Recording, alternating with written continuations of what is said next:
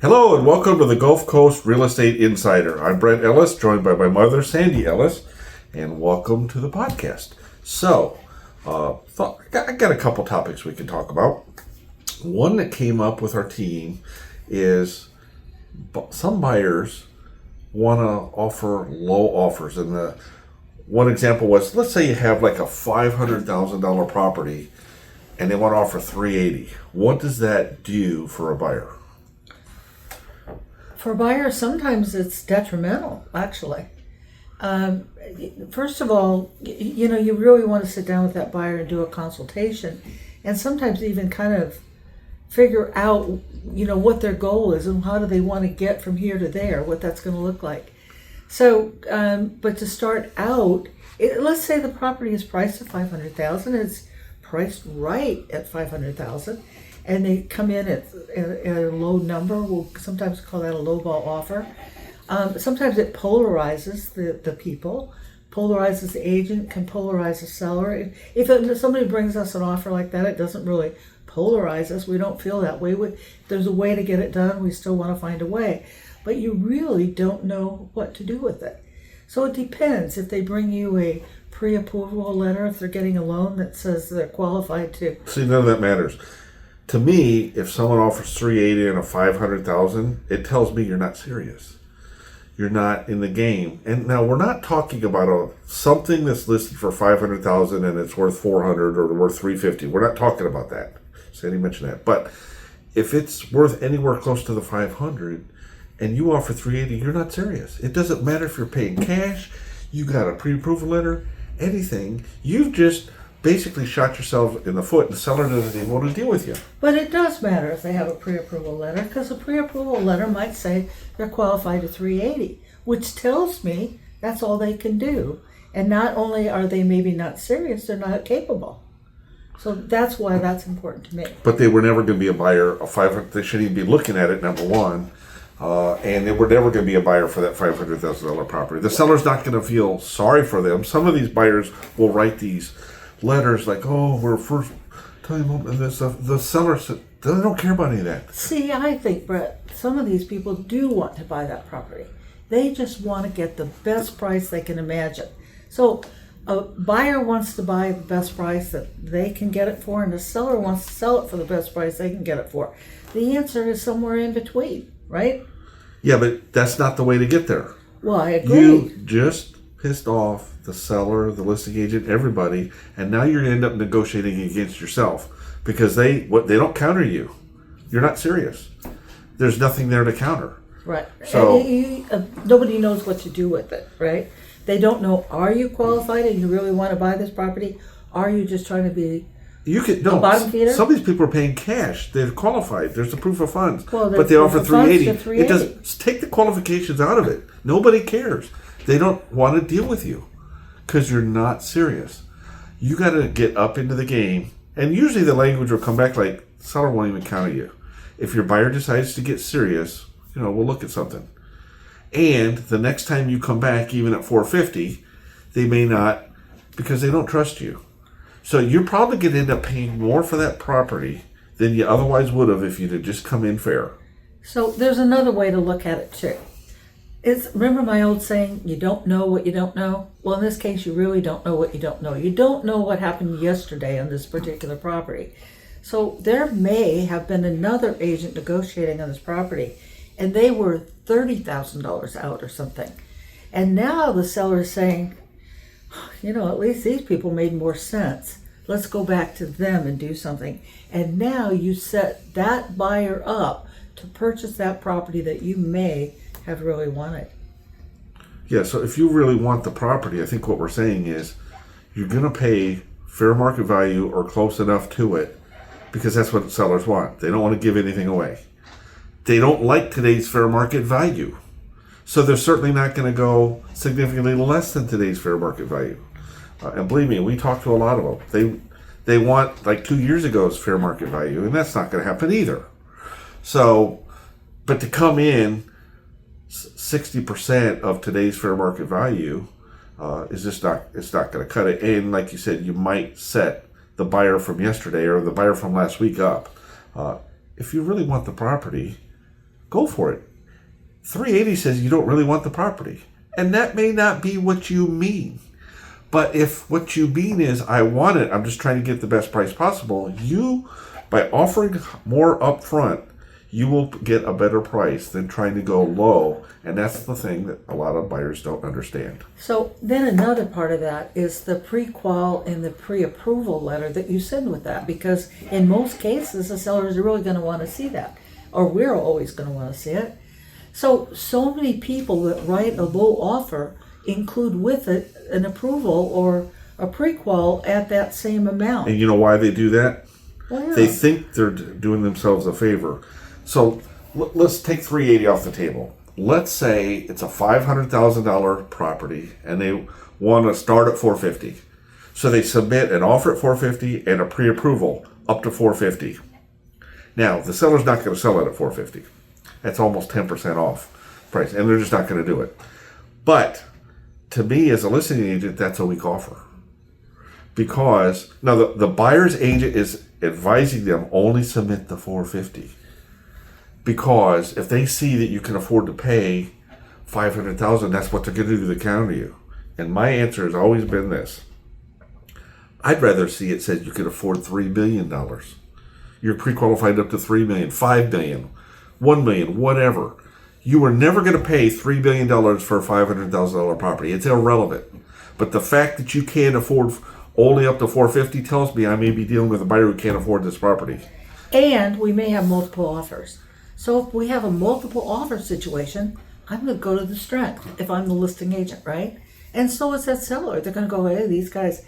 And we all know that somebody doesn't get to be a multimillionaire by making foolish decisions. So we know there's some. We know if you can afford a $3 million, you're not going to overpay for probably anything, unless you really want it or something. But they're just not in the business of doing that. So there's no harm in submitting. But they don't necessarily underpay either. But there's no harm in submitting that you qualify for more. It makes your offer look stronger, and yet a lot of buyer agents will counsel you to only submit with your offer a pre-qualification up to your offer, which you're going to have to redo it times anyway if you could get the seller to counter your offer. My fear is you'll never get the counter offer because it looks like you can afford $450, and they're like, we're not selling at $450. Don't even deal with these people. Yeah, and so again, go to the strength. Show your strength. It helps. So that's a good point. Now, let's talk about pending sales. Pending sales are up right now. It's caused the current market index to be favorable. We just came out with some numbers yesterday. Our current market index is down to 4.0. Once you get down to 3.0, things start to get really interesting. We were up in the 5, 6, 7s, and almost 8 there last year and before. But now, I don't think a lot of buyers, and this goes back to the first topic, when they're lowballing, I don't think buyers have gotten the message that this market is starting to tighten up. And we are starting to see some price increases in certain neighborhoods where homes have definitely flatlined. Instead, they're not dropping anymore, and they've started to creep up because of supply and demand. I'm not saying every property all over, every asset class, everything in every neighborhood, but we are starting to see that. Well, and part of that is because buyers are sometimes hearing things in the media. They're reading an old article. They're reading an article that was maybe written about as Miami, or it talks about Florida, but it's generic, or it's just too broad based, and it's really not talking about our area. What's happening in Montana has very little to do with what's happening in Florida, and what's happening in Miami may have very little to do with what happened in Fort Myers or Cape Coral. Except when all those people from Montana are wanting to buy a property here for some other reason. That happens too, I don't think we get a lot of Montana buyers, but we do get a lot of New York, New Jersey, Illinois, California. Yeah. A lot of those buyers. Yeah, certainly. And Colorado. Yeah. So you have to be market specific, but what we're telling you is the Southwest Florida real estate market, the pendings have really gone up, and the inventory is way down from what it was last year. Now, it did rise a little bit last week, but the pendings rose so much more that the... more houses are actually coming to the market. Yes, but more of them are going pending. We also have the LST market spread index, and guess what happened there? What happened? Now, that index only measures the amount of actives versus the amount of pendings.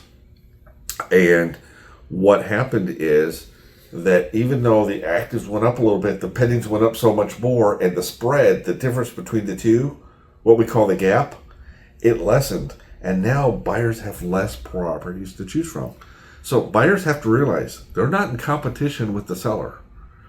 They're in competition with the other buyers that are looking to buy the best properties. So when you come up with a list of 3 to 5 best properties, other buyers are probably coming up with that same list. And you're in competition with those buyers, and they're out there right now. And more people are looking at these statistics now, calling in, checking on what these indexes indicate, right? Well, the Ellis team has developed 2 proprietary indexes, the Ellis team current market index and the Ellis team market spread index. We've trademarked it. Yes, people are paying attention to what's going on in the market, and they always want to see what the market is doing, because it helps you make better decisions. If you're a seller, you want to know what those numbers are. The buyers, I don't know that they want to know what the numbers are, because they're not even aware of it. I don't really know yet. They're not even aware of it. But this is facts and data you need to know, because if you don't, you're going to lose out to other buyers, and you're going to end up paying more for property down the road than if you buy it now. We think buyers' best negotiating leverage time is now, because every month that goes by, if this market keeps going the way it's going, they're losing leverage by the day.